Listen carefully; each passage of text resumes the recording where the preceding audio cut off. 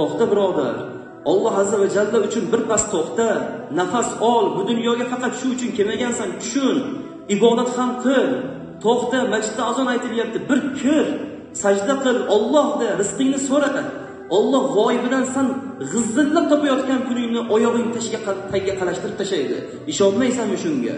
Iymoning yo'qmi shunga? Axir musulmonsan-ku. Ota-onang senga musulmon ism qo'ydi-ku. Ota-onang senga qulog'ingga azon, chap qulog'ing takbirlar aytib xursand bo'ldi-ku. O'g'limiz iymonli bo'ladi, ahli Qur'on, ahli solih bo'ladi deb harakat qildi. Lekin sen 25-30 ga kirib nimalar qilyapsan endi? Nimaga oxirat tahorat qilganingni eslolmaydigan darajaga kelib qolding? Nimaga faqatgina juma kunlari masjidga ko'radigan bo'lib qolding? Nimaga faqatgina jamoatga juma kuni keladigan bo'lib qolding? Qanaqa ummat bo'lding sen? Qiyomat kuni Allohning oldiga borganda nima deysan? Qanaqa qilib jamoat qoldirmagan Rasululloh bilan bir safda turmoqchisan? Qanaqa qilib Abu Bakr Siddiqlar, Umar roziyallohu anhular bilan yelkama-yelka turishlikka sen o'zingni loyiq deb bilyapsan? Nafsing seni aldab ketmadimi? Nafsing seni domiga tortib ketmadimi? Oyog'ingdan chalib ketmadimi? Nafsan tortdi, tamom qildi, tugatdi. Shu dunyoni topaman deb seni nafsing tamom qilib oxiri jahannamga tashlash uchun tayyor qilib qo'ydi. To'xta birodar. To'xta, nafsingga bir ur. 5 daqiqa o'ldirmaydi. Shundoq jamoatga kir, jamoat bilan shom o'qib chiqib ket. 5 daqiqa vaqting ketadi. Mayli tasbihingni yo'lda ayt. Hech kim senga qarshilik qilmaydi. Duoingni yo'lda qil. Hech kim senga qarshilik qilmaydi. Lekin bomdodga ham chiq bir marta. Bomdodni ham to'ldir. Ertaga bu masjidda guvohlikka o'tadi. Nafsing qo'ymaydi, lekin Alloh azza va jalla qiyomat kuni seni jamoat qadriga yetganlar qatorida tiriltirishni xohlasang, o'sha jamoat qadriga yetganlardan eng birinchisi payg'ambarimiz alayhissalom. Birorta namozlarni jamoatsiz o'qimaganlar. Qo'lingdan kelgancha jamoatga chiq. Allohdan so'ra, tavfiq so'ra, madad so'ra. Bo'ldi, uxlayverma hadeb. Bo'ldi, dangasalik qilaverma hadeb. Pul topish uchun kechalar chiqib ketyapsan-ku. Alloh uchun ham bir chiqqin kechalar qorong'ularda. Bu qorong'u zulmatlarda yurilgan oyoqlar qiyomat kuni nurga aylanib ketadi. Qorong'uda masjidlarga kelinmasa, zulmatlarning ichida qiyomat kuni qolib ketiladi. O'shaning uchun nafsga bir urish kerak. Ertaga bizdan Alloh azza va jallaning huzuriga borganimizda nimadir taqdim qiladigan amallar bo'lish kerak. Ochig'ini aytaylik, nimamiz bilan maqtana olamiz? Ertaga Alloh azza va jalla ko'rsat bandam, senga shuncha hiqbat berdim. Bir maqtan birorta amaling bilan deganda, biz Allohga nimani taqdim qila olamiz? Juma hamma o'qiyapti jumani. Haftada bir marta namoz o'qiydigan odam juma o'qiyapti. Agar u bilan bizning farqimiz nima bo'lib qoldi endi? Qiyomat kuni biz o'smoqchimiz, yuqoriga chiqmoqchimiz. Orzuyimiz Rasululloh, orzuyimiz jannat, orzuyimiz sahobalarning oldi. Xo'p, uxlab turib yetib oladi bu manzilga. Oddiy tan olaylik. Biznes hayotida uxlab turib shu katta boylarning qatoriga kirib bo'ladimi? Har bitta boyni aytayotgan gapi dangasalikni yig'ishtirasan, uyquni yig'ishtirasan, to maqsadga erishguningcha sen o'zingdagi butun dangasalik qobiliyatingni yig'ishtirib, haqiqiy qobiliyatlaringni ishga solasan deb tayinlayapti-yu. Biror bir boy insonni ko'rmadikki, birodar dangasa bo'l, uxla, senga pul o'zi oqib keladi degan biror bir insonni ko'rmadingiz. Ko'rmaysiz.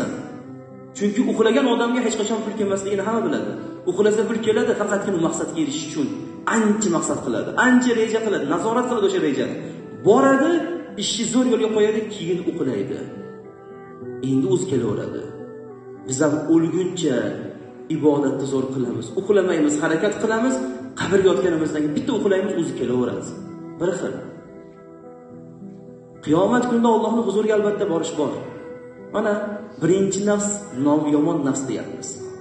Zinoga yetaklaydi. Eng yomoni mana shu. Qimorga yetaklaydi. Oqilab chiqadi. Kim aytdi bu fatvolarni deydi. Mayli qiyomat bor hali. Sen nafsing ko'rib beston topayotgan puling, aqlingga shariat shundoq surib o'ryapsanmi endi, birodar? Sen aqlingni o'rtaga qo'yib, mana aqlim bo'yicha bunaqa emas. Shariatni gapirayotgan odamlar deb gapiryapti. Yomon o'yinlarni dalolat qilib, nafs tamom qildi ularni. Va ularga ergashayotgan insonlarni tamom qildi. Nafs aldab ketdi, yomonlikka buyurdi, tamom qildi. Ichimliklar, mast qiluvchi ichimliklar nafs xohlaydi. Nafs xohlagani uchun odam o'sha narsani qiladi, lekin nafsga bir urganda Alloh taolodan payg'ambarimiz alayhisalom nima deyaptilar? O'y, jannatda bor shu narsa. To'yib ichasizlar deyaptilar. mast ham qilmaydi. La yusaddauna anha va la yunzifun. Boshingizni og'ritmaydi ham. To'xtang, ozgina sabr qiling. 60 yil o'tib ketadi. 30-40 ga kirdingiz. Yana 20 yil sabr qiling. 20 yil ozgina sigaret chekmang. 20 yil ozgina spirtni ichmang. 20 yil ozgina sutxo'rlik qilmang. 20 yil ozgina, 30 yil, 40 yil o'lguncha ozgina yashab turib bering. Alloh taolo sizga jannatga kafilman deyapti. Payg'ambarimiz alayhisalom kafilman deyapti-da. Arzimaydimi? 30 yil nafsi bitta jilovlashga, ozgina kamroq uxlashga, ozgina kamroq yeyishga, ozgina kamroq bu hayotda lag'ov narsaga aralashmasdan yurishga, abadiy jannatga. O'sha joy imtihonda agar bizga Alloh hozir jannat ko'rsatganda hech kim gunoh qilmas edi. Lekin bu imtihon bo'lmas edi. Alloh jannatni berkitdi, jahannamni berkitdi. Bu yo'lni ko'rsatib qo'ydi. Endi bunga amal qilgan odam boradi, yutadi, zafar quchadi. 20-30 yil. O'rtacha hisob. Payg'ambarimiz alayhissalom bashoratlardan kelib chiqayotganimizda ummatim yoshi 60 bilan 70 o'rtasida bo'ladi deganlari uchun. Hamma o'sha o'rta yosh yoki katta bo'lib boryapti sekin-sekin. Ozgina chidab bersa bo'ldi, Alloh taolo u yog'ini chiroyli, go'zal hayotga beradi.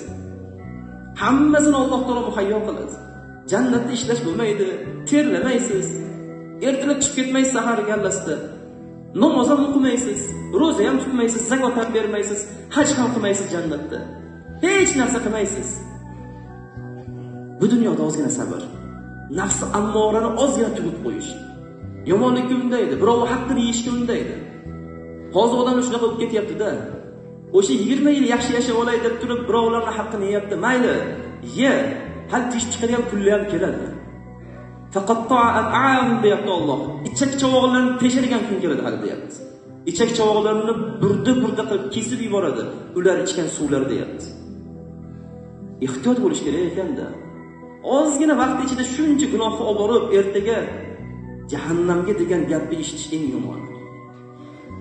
Ozginagina 20-30 yil ibodat qilinadi, bomdodlarga chiqiladi, xuftonlarga, peshin asr shomlarga iloji boricha jamoatga chiqib namozni qoldirmay o'qiladi. Alloh abadiy jannatni beraman deyapti. Akalar, abadiy jannat arzimaydimi?